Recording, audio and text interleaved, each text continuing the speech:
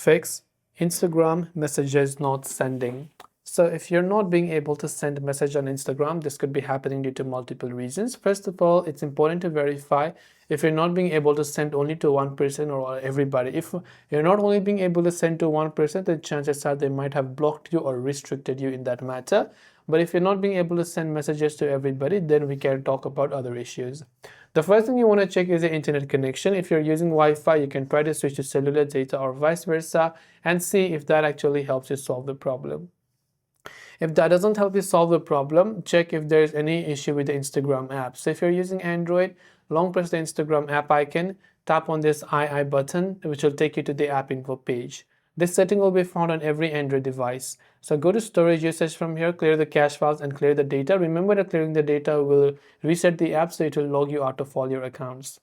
Then go to your Play Store or your App Store and search for the Instagram app. You want to check if the Instagram app has an update, and if it does, then make sure to update it to the latest version.